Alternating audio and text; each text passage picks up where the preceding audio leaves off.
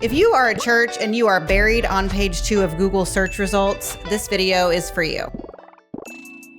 Hey, this is Megan with REACHRIGHT. I am going to talk to you about local SEO and how to work on building your rank so that people on the internet looking for your church can find you.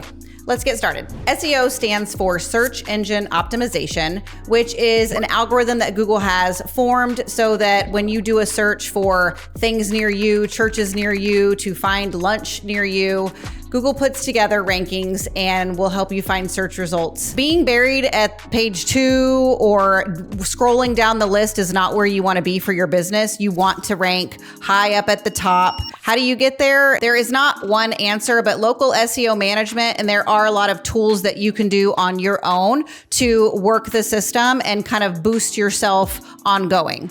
I'm going to kind of talk to you today about several different things that you should be doing to grow your church.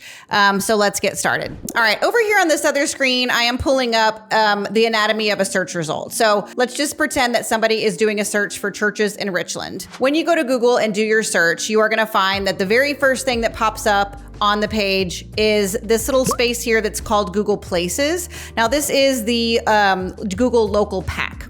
There's only 3 positions in the Google Local Pack. So if you are not number 1, 2, or 3, you're not showing up here. This is kind of the golden spot that everybody wants to be, and everyone says, ooh, how can I rank at the top of a page? This is where you want to be. This is attached to the Google map. Somebody can easily go to your website or ask for directions straight from here. But again, this is some prime real estate and it can be hard to get here. On top of that, once you do get here, you're not going to live here forever. So you do have to do ongoing things to kind of step up your game, stay as close to the top as possible.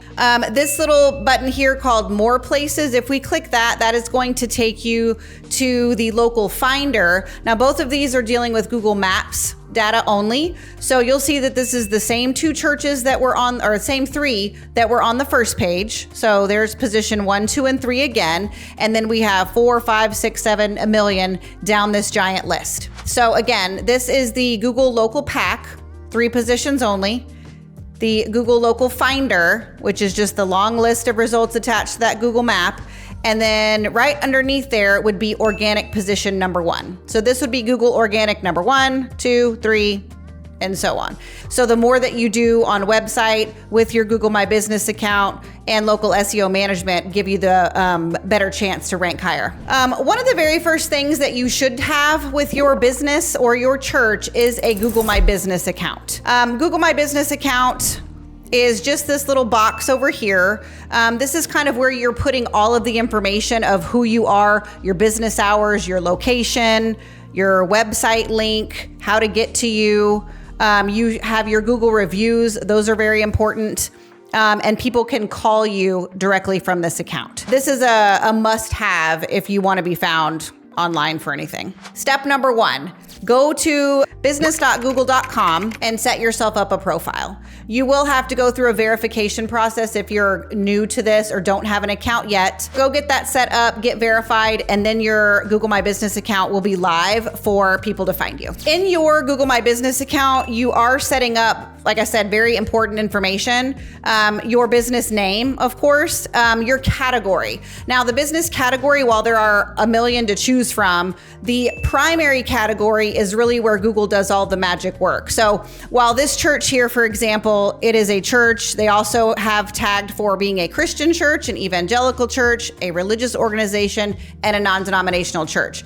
The primary category here is where you get most of your juice from. The rest of these are kind of bonus words. So really, if you are a Baptist church, you'd want to really use your denomination as your primary category if that's what you want to be known for over just being a church. But really, if we think about the way people use Google, if you're a Lutheran church or a Baptist church and you would say, hey, people are looking specifically for Baptist church, Lutheran church in our area, that would be your primary category. If you want to be a little more generic in terms so that if people are looking for just a church, no matter what denomination you are, you would want to just go with church as your primary category and put your denomination as the secondary. The description here kind of gives you a good idea of, again, this would be almost like on your about page. This is just a quick introduction of who you are as a church in case somebody doesn't make it to your website. Just a quick little paragraph here.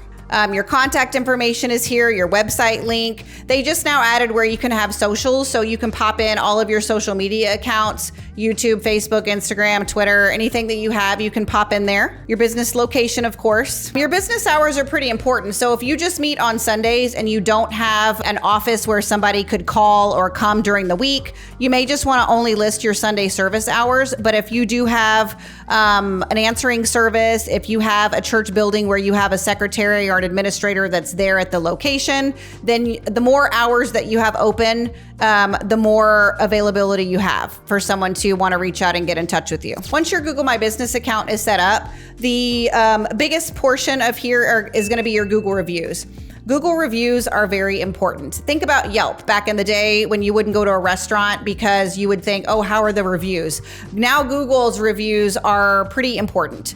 So if Google sees that a business is getting reviews on a regular basis, it actually can show your Google My Business account more in search results or potentially just boost you up in organic rankings. So keep that in mind. So really try to think of how can we consistently ask our members to leave reviews. If you send out email communication, if you send out bulletins or text in church, things like that, consider adding your review link here to your communication. And a good way to word it is, we really want growth. So we want to see more friends at church, leave us a Google review. Want our church to grow, tell Google how great church is. Something as simple as that can really get you some good results.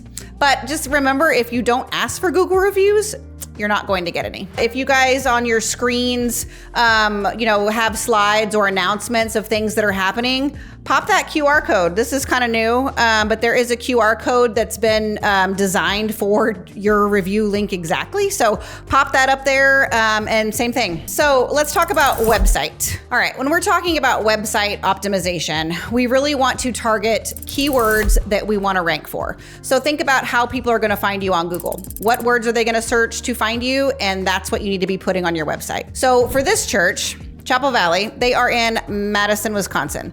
They need to say Madison, Wisconsin multiple times on their site so that Google cues in, this is a church in Madison, Wisconsin. You'll kind of see that this is on their homepage. They've said Madison here. They have it in their footer. It's really important that you have your name, address, and phone number in your footer. Google wants to see this, okay?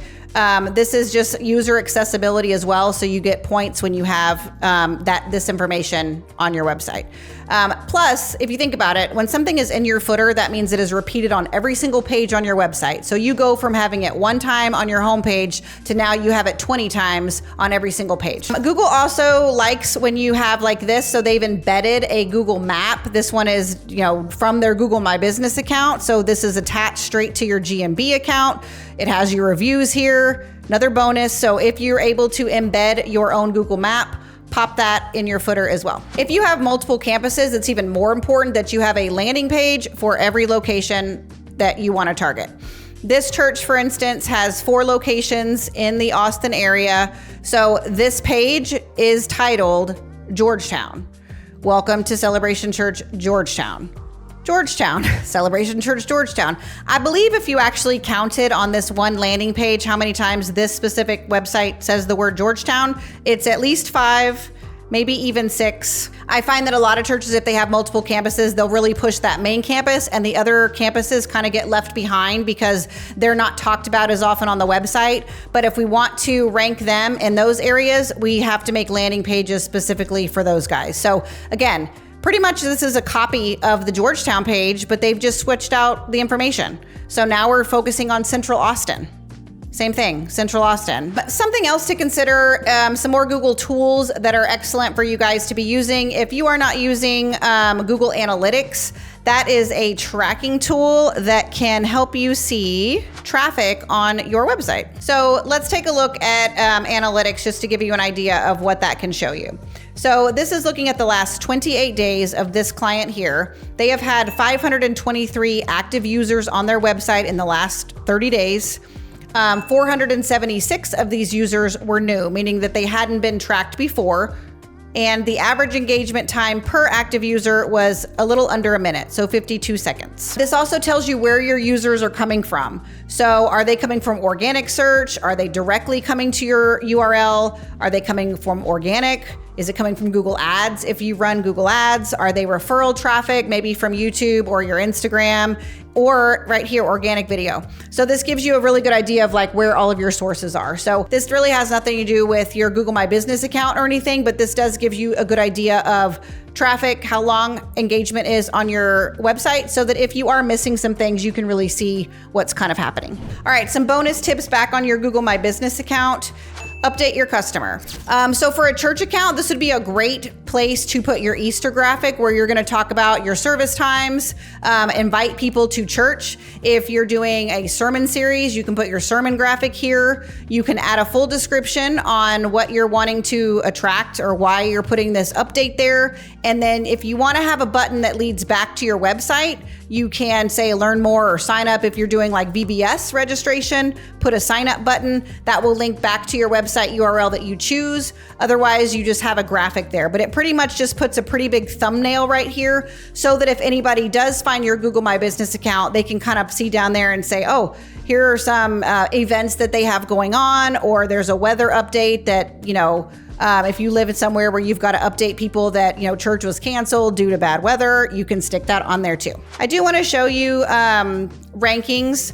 So these are some of the things that a lot of churches want to see how they rank, right? So this is how people are Googling churches in Richland, non-denominational churches near me, Sunday church times near me, churches near me. So some of these terms are a little generic, but as you can see, they are climbing up the ladder inch by inch, space by space, just from of course, the work that we are doing with doing local SEO management and stuff that we have told them to do as far as website, using their Google My Business, getting those reviews, etc. Now, local SEO does take time. It's not going to be something that if you go make these changes on your website tomorrow, if you go make a Google My Business account, pop pictures in there, if you do everything that I'm talking about, you're still probably tomorrow, you're not going to wake up and say, oh my gosh, we're number one. But I can guarantee you that all the things that you do will make a difference over time. So just be patient. Know that local SEO is a long-term game, but it's well worth the effort and the time that you're going to put into it so that you are found and that you guys grow. Hop over to our website. We do have a free tool where you can find out what you rank right now. Put your website address in there. It will actually calculate some keywords for you and see where you're pulling up in rank. Once you pull that report up, if you have questions, we'd love to go over those with you so that we can make sure you know where you stand, good or bad. Check the description for the link to our local SEO checker, and that is the free tool that's on our website.